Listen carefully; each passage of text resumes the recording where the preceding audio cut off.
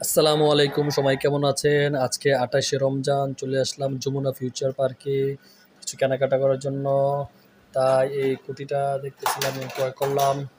তারপর একটু যেই যে হাঁটতে, হাঁটতে ক্লান্ত হয়ে গেছিলাম, তাই একটু ভাবলাম অল্প একটু সময় রেস্ট নিই। তাই দাঁড়িয়ে, দাঁড়িয়ে ফিউচার পার্কের যে অবস্থানটা, ভিতরের যে কুলের অবস্থানটা এটা দেখতেছিলাম। তাই আর আমার ওয়াইফ ভিডিও করতেছিল। এখানে সবাই মোটামুটি দাঁড়িয়ে থাকে, দাঁড়িয়ে তার যে ভিউর যে সৌন্দর্যটা, যমুনা ফিউচার পার্কের যে সৌন্দর্যটা সবাই একটু এই দাঁড়িয়ে দাঁড়িয়ে উপভোগ করে। তাই আমি একটু উপভোগ করতেছিলাম, আর আমার কাছে ভালোই লাগতেছিল। আর এটা হচ্ছে যমুনা ফিউচার পার্কের বাইরের অংশ। বাইরের অংশটাও অনেকগুলো রোলার কোস্টার, এখানে চড়তে খুব ভালো লাগে। আগে চড়তাম ছোটো থাকতে, আনার জন্য। এটা হচ্ছে যাওয়ার সময় এই রাস্তাটা খুবই ফাঁকা ছিল ছুটির দিন দিয়ে। এটা হচ্ছে ৩০০ ফিটের কুড়িলের যে রোডটা, যাওয়ার সময় এইটা রোডটাতে রাস্তাঘাট একদম ফাঁকা ছিল, তাই কোনো জ্যাম নাই।